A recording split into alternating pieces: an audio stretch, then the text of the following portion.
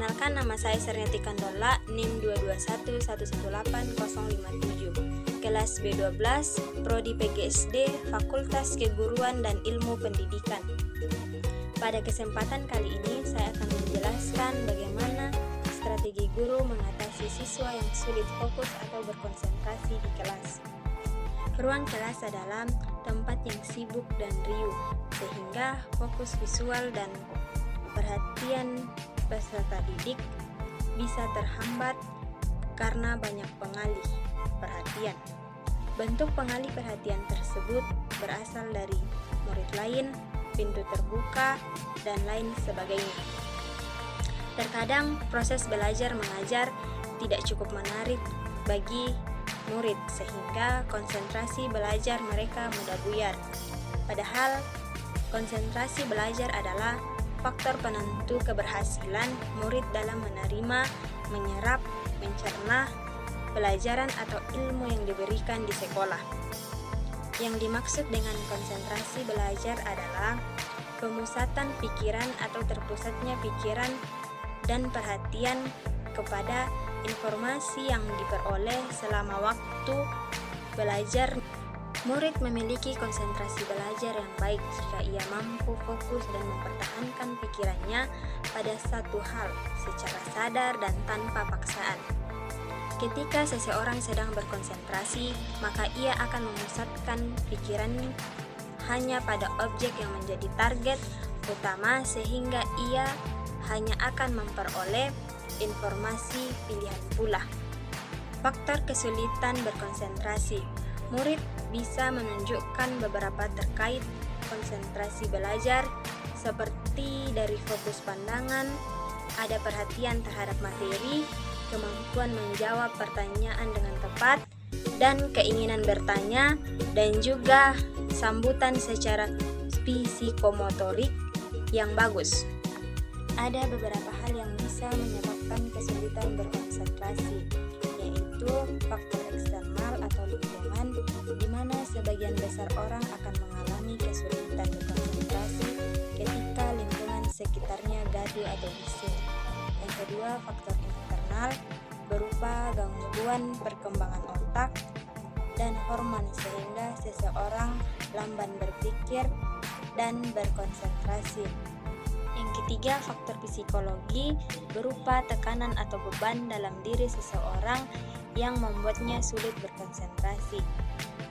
Kemampuan berkonsentrasi seorang siswa bisa dipengaruhi oleh motivasi yang ia dapatkan, keterikatan terhadap suatu hal, tekanan yang mengancam kondisi fisik dan emosional, tingkat kecerdasannya, dan juga lingkungan sekitar.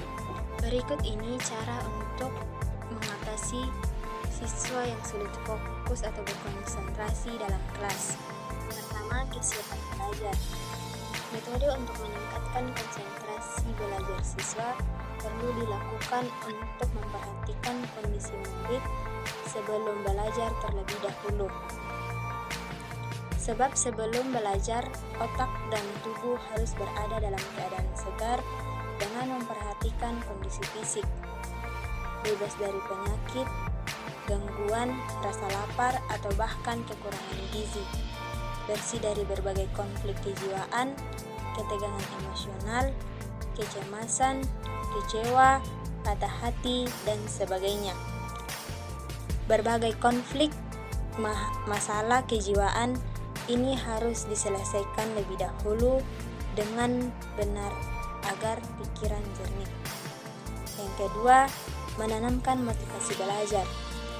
Metode untuk meningkatkan konsentrasi belajar siswa berikut ini dapat membangkitkan minat serta motivasi untuk belajar. Perlu diketahui mengenai apa yang dipelajari, tujuan pembelajaran, hubungan pembelajaran dengan kehidupan sehari-hari, manfaat dari pelajaran, dan bagaimana cara mempelajarinya. Kemudian, imajinasi dalam berpikir juga perlu dipertimbangkan dan dibiasakan. Membayangkan gambaran akan apa yang dipelajari dan memikirkan unsur-unsur penting yang membentuk gambaran sehingga murid menjadi aktif serta kreatif. Yang ketiga, belajar dengan baik. Metode untuk meningkatkan konsentrasi belajar siswa memerlukan panduan untuk menyelesaikan masalah pada fokusnya dan juga mengarahkan rasa ingin tahu siswa. Selain itu, juga harus memiliki tujuan yang akan dicapai dan tuntas dalam mempelajarinya, mampu menyusun kerangka berpikir dan bertindak selangkah demi selangkah dalam pemecahan masalah. Yang keempat, mengupayakan lingkungan yang kondusif. Untuk mendapatkan hasil belajar secara optimal, maka diperlukan terciptanya lingkungan belajar yang kondusif. Tempat dan ruangan yang apik, teratur, bersih, dan bangku dan meja belajar yang tersusun rapi akan menjadi metode untuk meningkatkan konsentrasi belajar siswa yang efektif. Lingkungan yang kondusif juga berarti meminimalkan gangguan dan pengalih perhatian yang tidak diperlukan serta tidak mendukung bagi kelancaran proses belajar mengajar, sehingga suasana menjadi nyaman untuk belajar. Yang kelima, belajar aktif. Agar bisa mengatasi kesulitan pada konsentrasi belajar di sekolah dan bisa memahami dengan baik mengenai apa yang dijelaskan oleh guru, maka siswa harus dapat mengembangkan pola belajar aktif.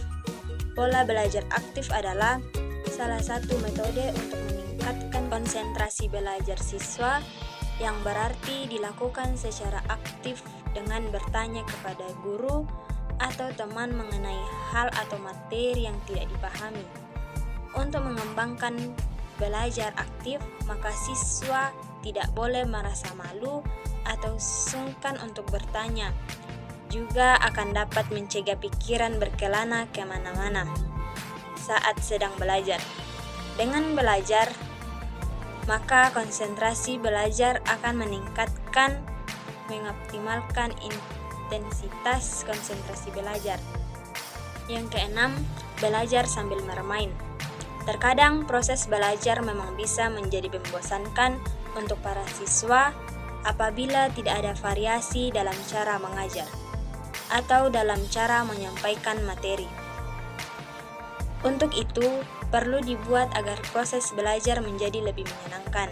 Salah satunya dengan menyelipkan permainan sebagai metode untuk meningkatkan konsentrasi belajar siswa agar pelajaran tidak terlalu membosankan.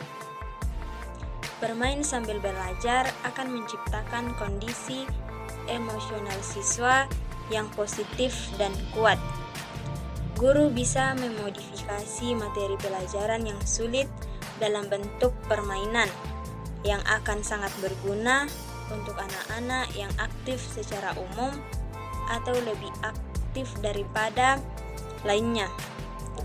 Dengan bermain, guru juga bisa mengenali kebutuhan gaya belajar dari setiap siswa dan membantu mereka untuk lebih memaksimalkan proses belajar.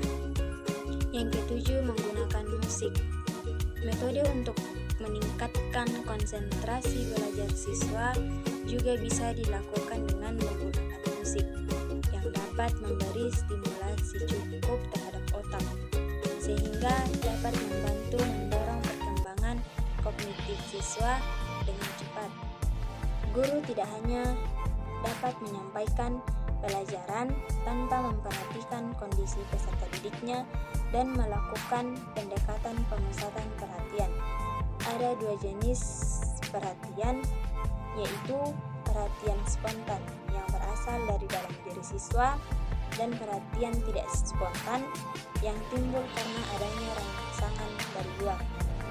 Demikianlah penjelasan saya mengenai strategi guru mengatasi siswa yang sulit fokus atau berkonsentrasi di kelas. Sekian dan terima kasih.